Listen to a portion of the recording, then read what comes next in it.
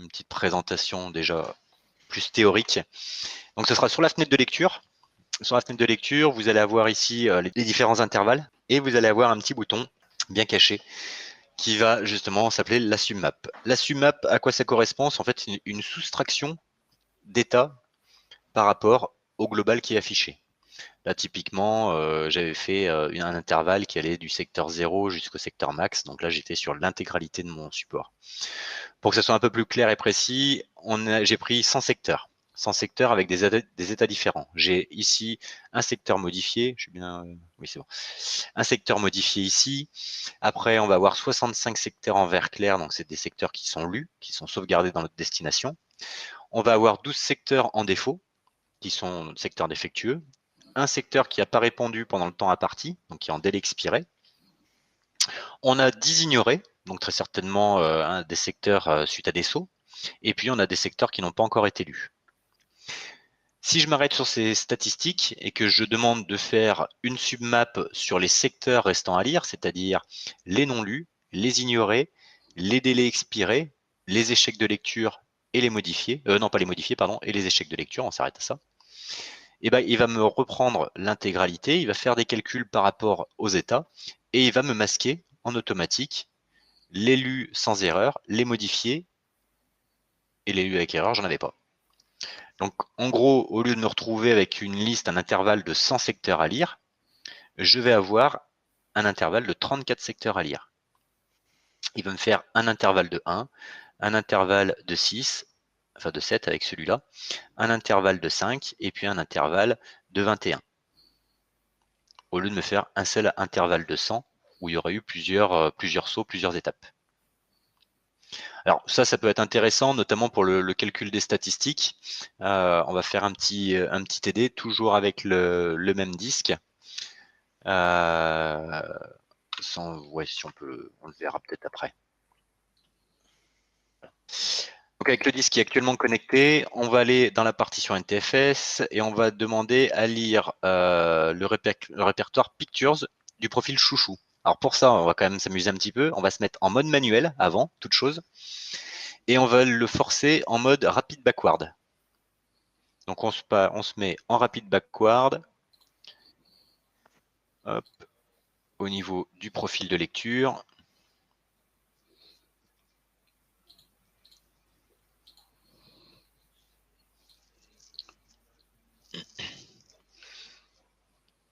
Donc là, Eric, mets-toi bien en manuel dans les profils de lecture, non pas en automatique, en manuel, plus la petite roue crantée pour se mettre en rapid backward. Donc là, par contre, vu qu'on est en manuel, on n'a plus de multipasse, c'est une seule passe par rapport au paramétrage qu'on a indiqué.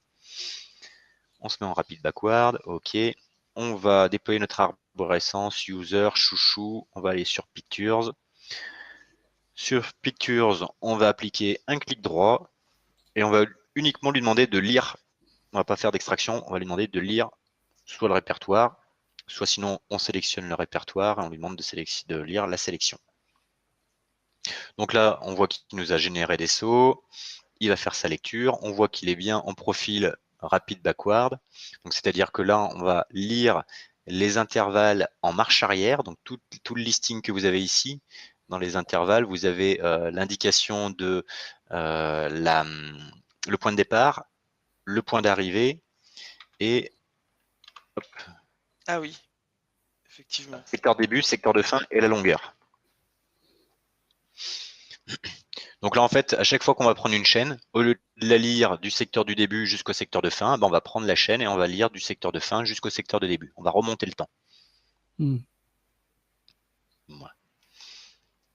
Donc là c'est du mode rapid backward. Donc pour rappel, c'est des sauts de 100 000 secteurs avec un délai de 3 secondes et en marche arrière en termes de vitesse.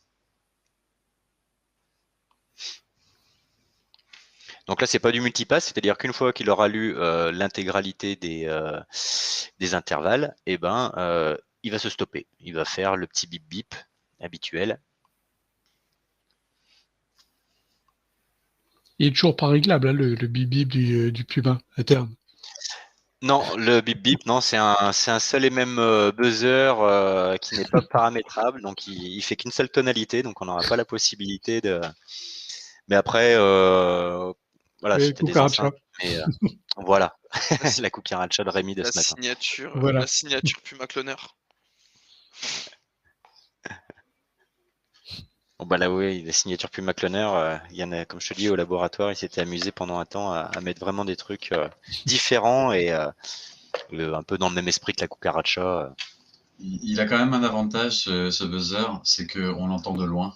Ouais, Et ouais. Ouais. du coup, dans un atelier où tu fais 36 trucs à la fois, t'es pas obligé de rester devant en mode défragmentation Windows à regarder tes fichiers stockés. Quoi. Tu vas Ouais. faire autre chose, soit tu vas te faire ton café, soit tu vas travailler, autre chose. Et quand il a fini son job, il te le signale. T'es pas obligé de rester devant. Quoi. Parce Ouais. que là, tu vois, par exemple, sur de la lecture de tout un répertoire, tu fais tous les fichiers un par un. On est en rapide backward, alors certes rapide, mais moins rapide parce qu'un disque dur se lit moins vite en marche arrière qu'en marche avant. Il y a beaucoup plus de secteurs. Non, il n'y a pas plus de secteurs. Enfin, Si tu lis tous ces fichiers-là en marche avant, ou si tu lis tous ces fichiers-là en marche arrière, c'est le même nombre de secteurs en total.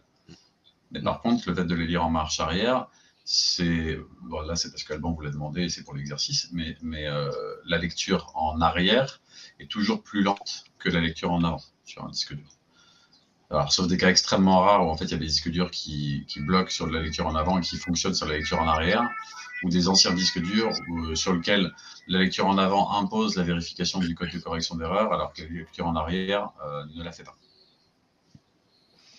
Là, si vous voulez, ce qu'on peut faire effectivement pour gagner un petit peu de temps, on va stopper cette lecture et on va cibler du coup le répertoire Saint-Malo 2006 dans User Chouchou Pictures. Tu dois avoir Saint-Malo. Voilà, on va faire comme ça. Ça nous fera gagner. Je crois que c'était ça que je voulais vous faire faire, mais ça va plus vite. Ouais. Ah, et Ouais, du j'ai coup, oublié il de reste noter. automatiquement en manuel là? Là, ouais, tant que tu lui as pas demandé de repasser en auto, ou tant que tu ne changes pas toi-même le profil, il va rester ainsi. Ok. Et Eric, je ne sais pas si tu as changé de répertoire, je crois pas. Non, j'ai pas Voilà. bougé pour l'instant. D'accord. Par Donc contre, là, j'ai pas suivi, tu voulais faire quoi dans Picture? dans Pictures, tu vas faire lire Saint-Malo 2006, qui est le troisième en partant du bas. Voilà, lire le répertoire ou lire la sélection. Toujours dans le même mode? Ouais, toujours dans le même mode, ouais.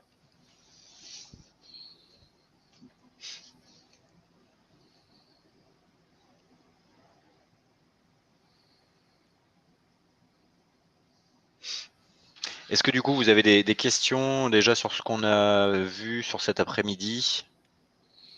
Non, là ça va. Oh non, c'est clair. Manipulant, c'est clair, ouais. Non, après j'aurais une ou deux questions sur le Puma Cloner lui-même. Mais Non, on ne peut pas changer le buzzer, Eric.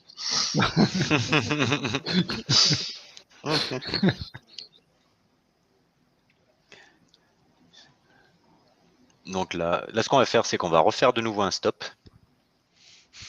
On va pas attendre qu'il aille jusqu'au bout, c'est pas un souci. Vous allez revenir en arrière avec précédent et vous allez vous mettre en mode relecture cette fois-ci. En mode relecture. Ouais. Dans le mode manuel? Dans les profils, ouais, dans les profils, là tu étais en rapide backward et du coup Ah oui. on va lui demander de nous mettre le mode relecture. Ok, Ok. parfait. Et là ce qu'on va faire, c'est qu'on va aller tout de suite sur suivant. On va cliquer sur le bouton suivant. Donc là en fait on voit où le Puma s'est arrêté tout à l'heure. Et donc là on va lui demander de nous créer une submap. Donc on va prendre le deuxième bouton, si vous avez, oui. encore voilà, le petit encadré rouge, la petite calculatrice, allez-y, cliquez dessus. Par défaut, on a précoché tous les secteurs, sauf ceux qui sont modifiés et lus sans erreur, c'est-à-dire qu'on va retraiter les échecs de lecture, retraiter les lus avec erreur, les ignorer, les non lus et les délais expirés.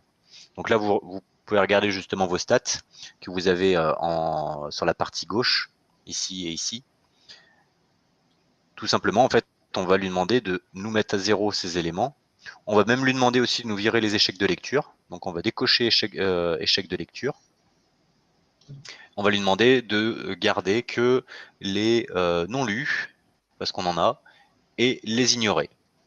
Et tout le reste, Et tout le reste, on va décocher. On décoche. Et on fait lancer. Et là, du coup, il va nous recalculer les intervalles, ici. Il va nous recalculer les statistiques. Ici, dans l'élu sans erreur, du coup, on est passé à 0. Pareil pour les secteurs en erreur. Et on a effectivement conservé nos restants à lire, c'est-à-dire nos ignorés et nos non lus. On va anticiper, on va même faire hop, une petite astuce ici. Vous avez la possibilité, comme un classeur classique Excel, vous avez des colonnes et vous allez pouvoir justement lui demander de trier par ordre croissant ou décroissant. Donc là, on peut s'amuser, on va lui demander par ordre décroissant sur le secteur de début. C'est-à-dire qu'on va commencer sur la chaîne qui est la plus loin dans le disque. Ok, donc là. Pardon, ouais, je te laisse la main, Eric. Donc là, je sais pas sur les chiffres, j'ai pas fait attention, c'est écrit en tout petit, parce que j'ai vos deux écrans. Donc sur le secteur de début, l'adressage le plus grand. Donc là, ça veut dire qu'on va prendre l'intervalle qui est le plus sur la fin du disque et qu'on va ensuite se rapprocher du point 0. Et pour pouvoir conserver, ça c'est une astuce du support, si on fait un play classique comme ça, il va forcément nous recalculer ici les intervalles et va nous les remettre dans l'ordre par défaut. Nous, c'est pas ce qu'on veut. On veut qu'il aille d'abord lire ceux qui sont à la fin du disque et qui reviennent. Donc pour cela, vous allez, avant d'appuyer sur la touche play, ça c'est une touche magique, vous allez faire un majuscule play. Je l'ai déjà Donc fait. là, vous pouvez stopper. Voilà. Mais Eric aussi, il avait fait pareil. Majuscule play. Vous choisissez. Voilà. Tu choisis ton filtre, dans quel ordre tu veux lire tes intervalles. Et pour pouvoir conserver, forcer le Puma à garder cet enchaînement, tu appuies sur la touche majuscule de ton clavier et tu appuies sur play. Et tu verras qu'il ne va pas trop calculer les intervalles et qu'il va effectivement conserver ton filtre, ton tri. En plus, il y a une petite légende quand on reste sur le play. Il faudrait demander à Jean-Pierre de le mettre dans la légende. Alors non, non, parce que oui et non. Voilà, ça c'est une astuce plus support. Il y a pas mal de choses. Pareil, vous pourrez vous amuser quand vous faites des clics droits avec la touche majuscule. Vous avez des fonctions cachées. Attention, c'est des fonctions cachées parce qu'elles sont bêta. Elles sont pas du tout stables. Elles sont en cours de réalisation, en traitement. Mais c'est des choses qui sont aussi masquées et qui, par la suite, deviendront visibles. Après, là, c'est plus pour rentrer dans l'usage et l'outil du produit, mais ça peut être intéressant. Par exemple, si on a une zone, effectivement, qui est très très lente au début du disque, on va essayer à ce moment-là de le faire lire plus dans l'autre sens, c'est-à-dire qu'au lieu de commencer du point 0 jusqu'au LBA max, on va prendre les intervalles qui sont plus proches de LBA max et puis revenir vers notre point 0, ce qui fait qu'on va récupérer une grande partie qui est vers la fin du disque très facilement et puis après on va rentrer un peu plus dans le complexe.